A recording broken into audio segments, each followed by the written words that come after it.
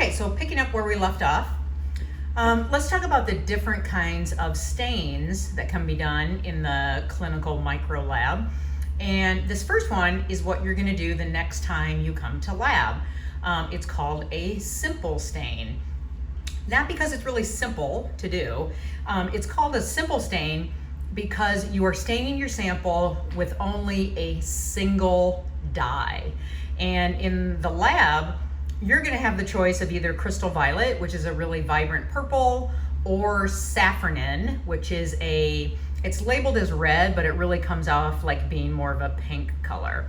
But I mean, there are positive dyes that, pretty much every color of the rainbow. There's malachite green, which is a kind of a forest green color. There's fuchsian, which is like a bright fuchsia.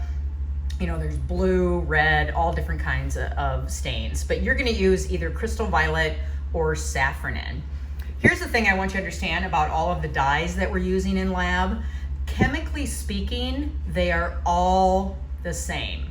So crystal violet, even though it tends to be a little darker purple, is the exact same as saffronin, which is pink. The only difference is the color, but they're both basic dyes. So chemically speaking, they work the exact same. So simple stains will give you some information.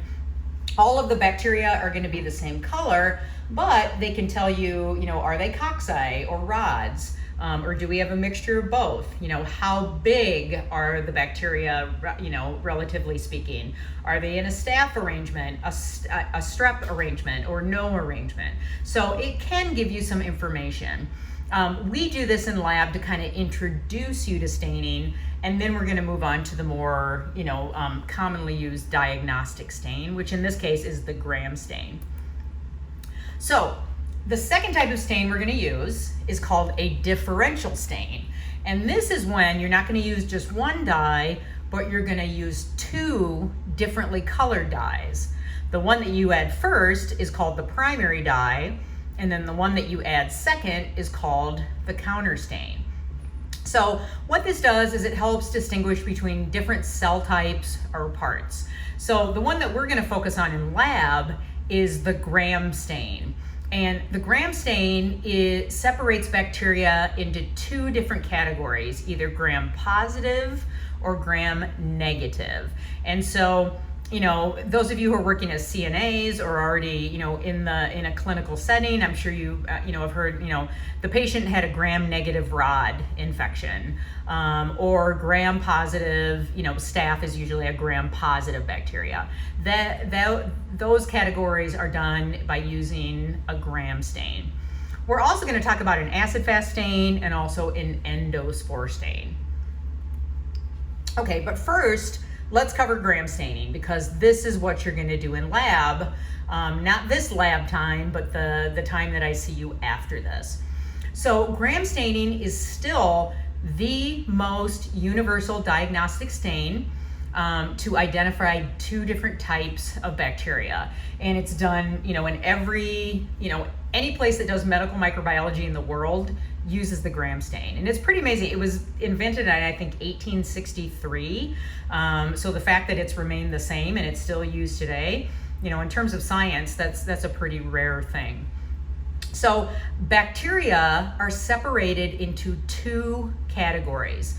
They are either gram positive, and they will look purple in color after the gram stain is complete, or gram negative, where bacteria will stain pink.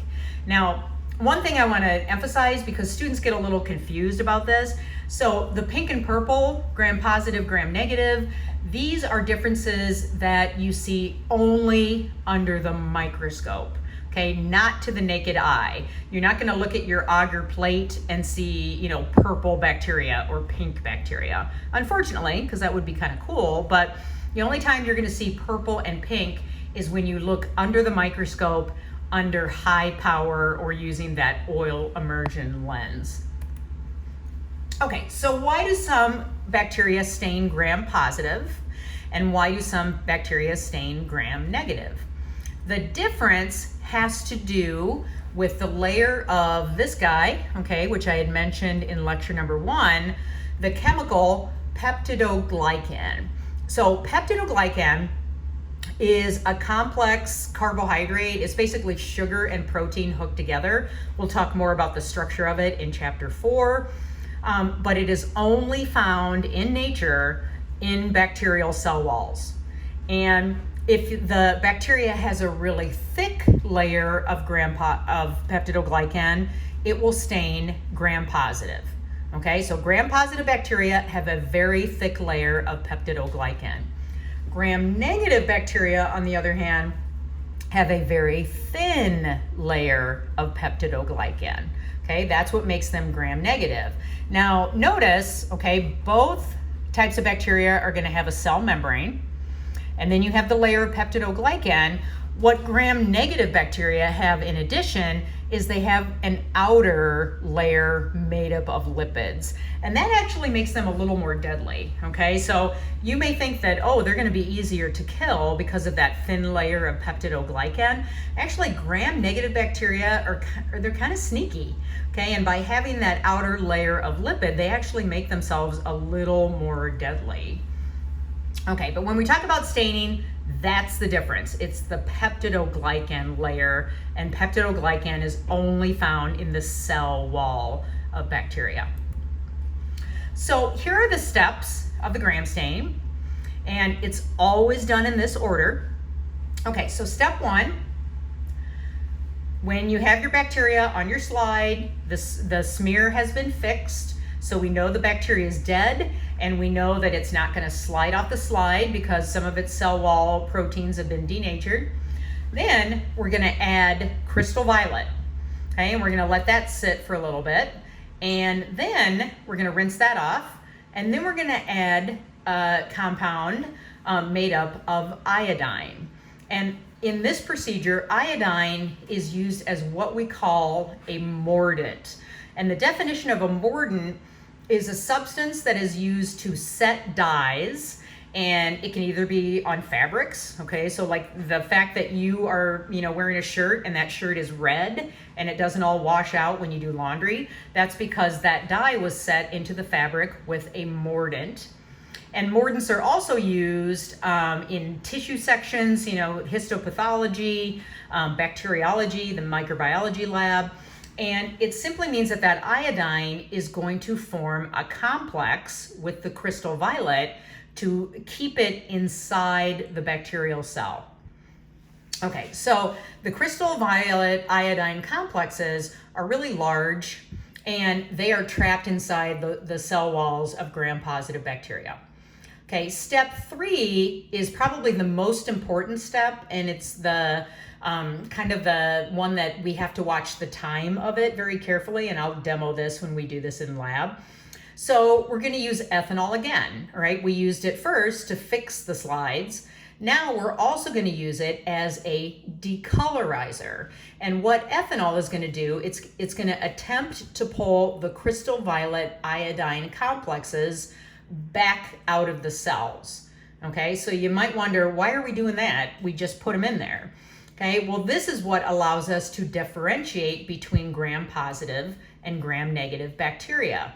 Because gram-positive bacteria have a really thick layer of peptidoglycan, if we decolorize for about 5 to 10 seconds, we're not going to be able to pull the crystal violet iodine out of there. So those cells are going to remain purple.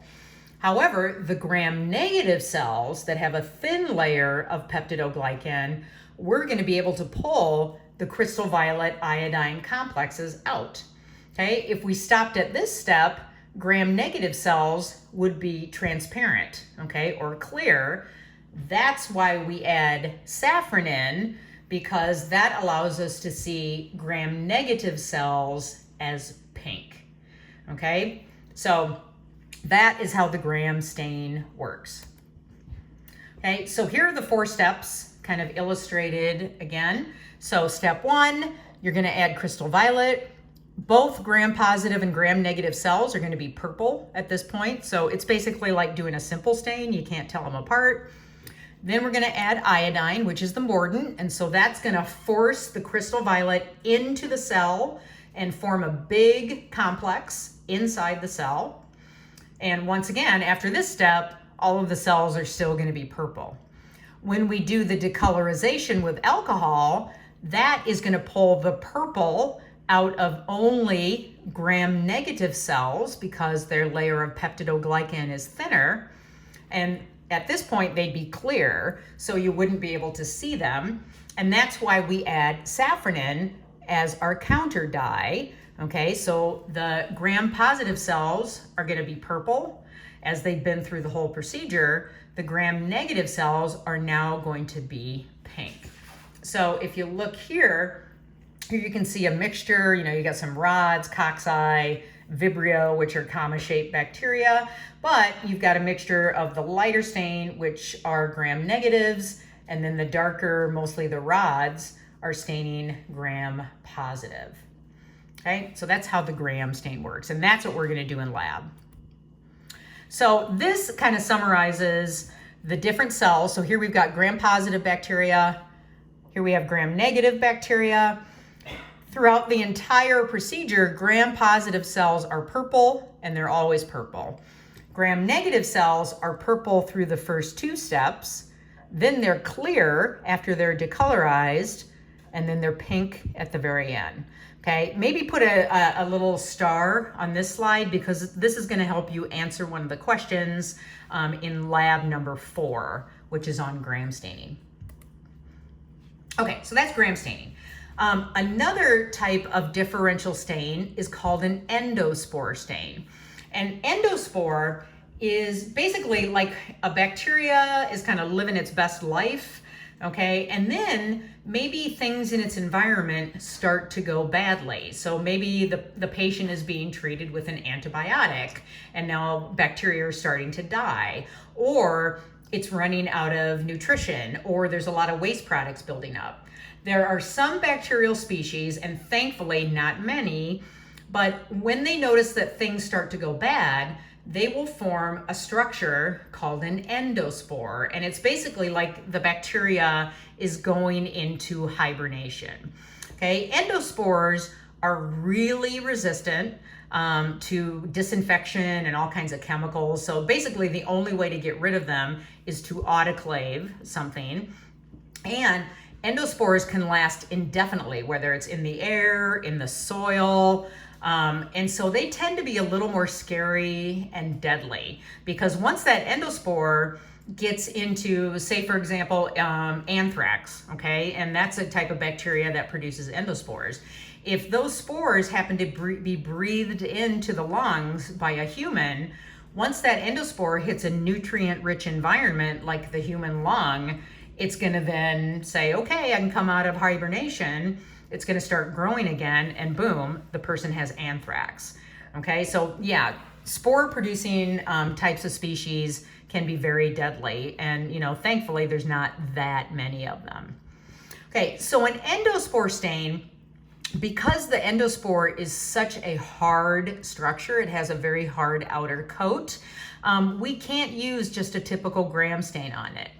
Okay, the mordant, which is basically what is going to force the dye inside the cell. When you're dealing with an endospore stain, we don't use a chemical mordant like iodine. The mordant is actually heat.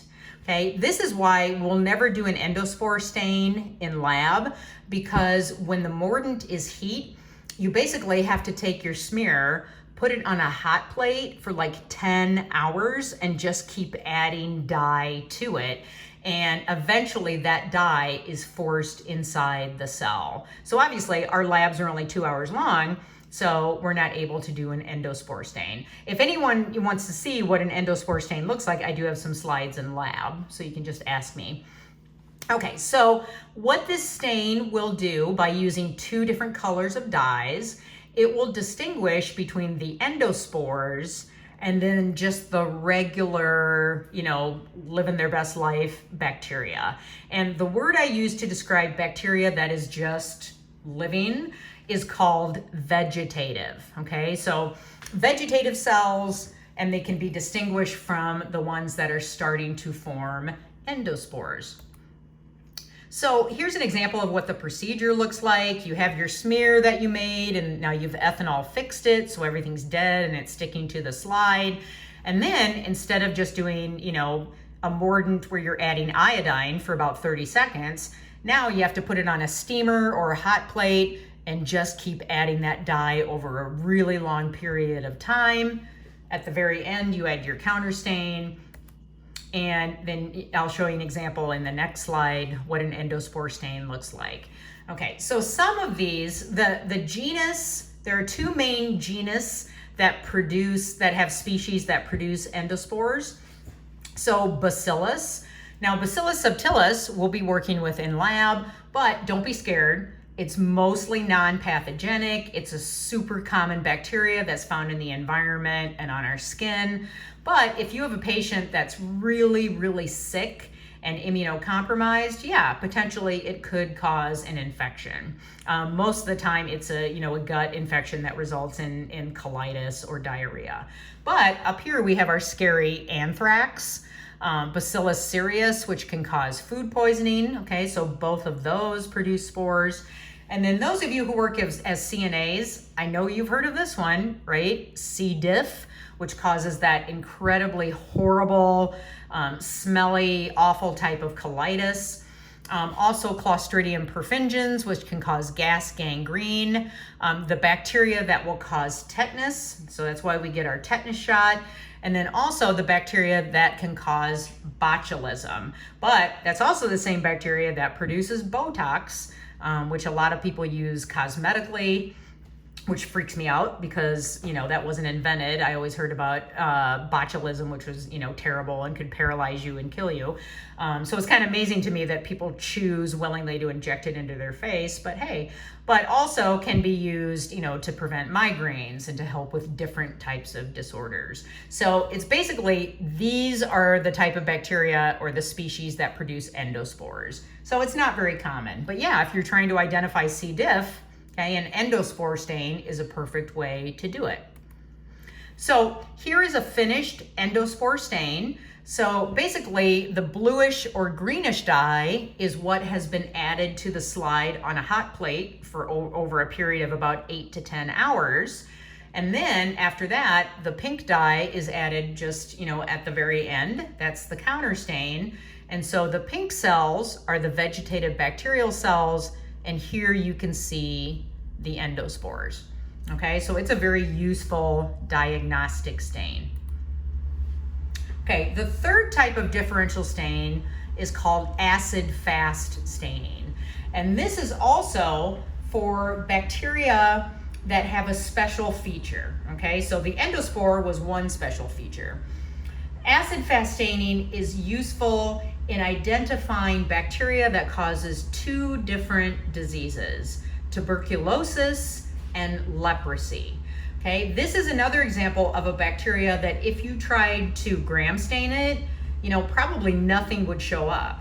Okay, the reason is these type of bacteria have a really thick, waxy coat on the outside of their cell wall. Kind of like if you've ever lit a candle, okay, and the candle's nice and hot, and then you blow it out, and so the wax is still warm, but it's not fully solidified. That is like the coating on the outside of these bacteria. So basically, crystal violet, safranin, iodine, they're not going to be able to access the bacteria. So once again, with acid-fast staining, we have to use heat as the mordant. And this is another one where we have to put it on a hot plate and then keep adding dye over a long period of time to get the dye to penetrate the bacterial cell. Okay, so we refer to these as being acid-fast bacteria. Okay, if it takes a really long time to be able to penetrate that really waxy coat. So here's how it works again. It's very similar to the endospore stain. Okay, 10 hours, long time.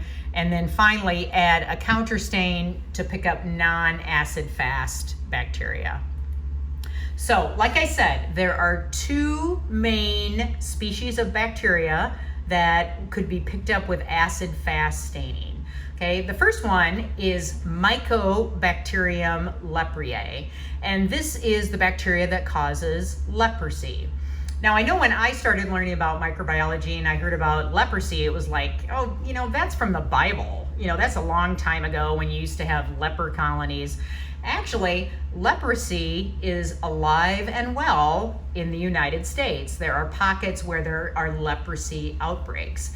They tend to be in drier climates, such as eastern Texas and Oklahoma, and they can affect anyone. You know, I remember reading an article about a gal who was a high school student, just a normal high schooler. She was on the cheerleading squad, liked hanging out with her friends, ended up with this kind of weird rash on her skin, went to the dermatologist, and lo and behold, she had leprosy. The interesting thing about leprosy is one of the main animals that carries it is the armadillo. And there are more armadillos down in Texas and Oklahoma and those types of climates. So if any of you like to cuddle armadillos, be careful, because they do tend to carry the bacteria that causes leprosy. Okay, so these thick, waxy bacterium have the genus name Mycobacterium. Myco actually refers to fungi. So these bacteria are kind of halfway in between bacteria and fungi, and in terms of their cell wall, they're just really thick and waxy. Okay, so the acid-fast bacteria is shown here in pink, and then the regular cells are shown, picked up by the counter stain in blue. Okay, the other disease and the bacteria that causes it is tuberculosis, okay, which, you probably got tested for TB when you went into your clinical environment if you're working in that already. I had to be tested for TB to teach and then also to work at the crime lab. So once again, it's a species of Mycobacterium, which means that it has a really thick, waxy cell wall.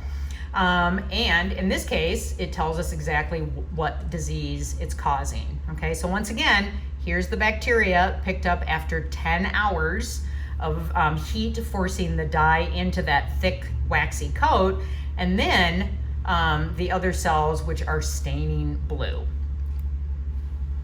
Okay, so finally, to wrap up this chapter, I want to talk about some special stains. And these are used to emphasize certain cell parts that you're not going to pick up by conventional staining methods. Okay, so I'm going to talk about two different parts. One is picking up the flagella on bacteria, and then the other one is picking up a structure called a capsule, which we're going to talk more about in chapter 4. So by using these special dyes, we're able to increase the resolution of the microscope. Remember, resolution is the ability to see things that are really small, but they're right next to each other, to be able to see those as separate. And if we can increase the resolution, then we can increase the magnification. So you do have to use a higher power microscope, okay, so more than the one that you have in lab, but there's usually one of these in, in big medical diagnostic labs. So the first one is to look at flagella. So most bacteria have flagella. I'm kind of happy that on our microscope in lab, we don't see it, because it gives me the creeps, okay? Instead of looking, most of the rods that you're gonna look at look like cute little pink jelly beans, which, that's what I like to think of living in my colon, okay? But if you look with these special dyes, they look like that thing with a million legs that lives in your basement by the drain, which gives me the creeps, those centipede, millipede, so using these special stains allows a scientist to find out, do you have flagella? Do you have one at both ends? Do you have a whole bunch of them? And that can be an important way to differentiate between different species, say of gram-positive rods or gram-negative rods. Okay, but once again, this is a higher magnification than you use in lab, because they're using those special dyes to increase resolution and to increase magnification. Okay, here's another example. Ugh, I don't want to think of that living in my colon, but give me those pink jelly beans anytime. Okay, last thing I want to talk about is something called a capsule.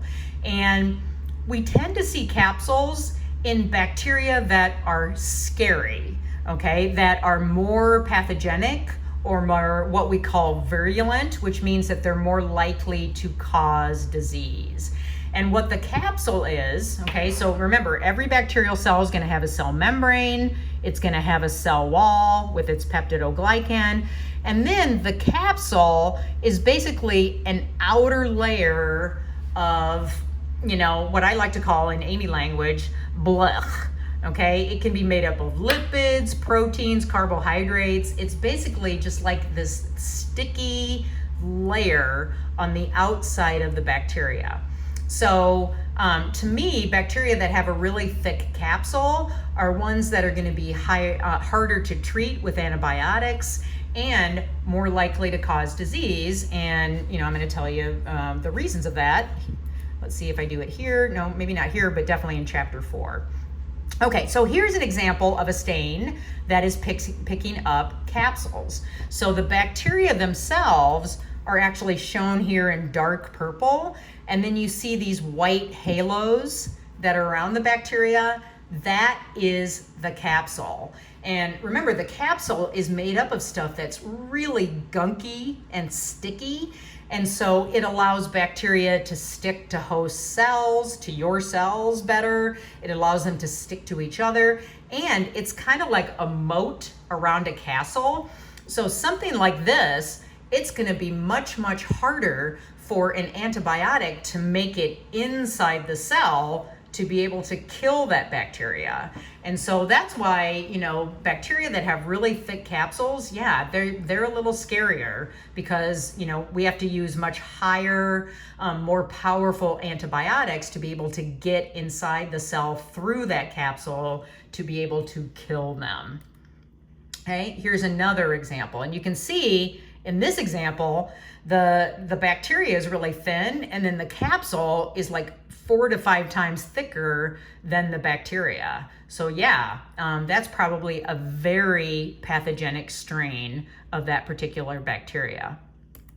Yay, we're all done with chapter 3. Okay, so next video will be on chapter 4, which covers prokaryotes. Thank you.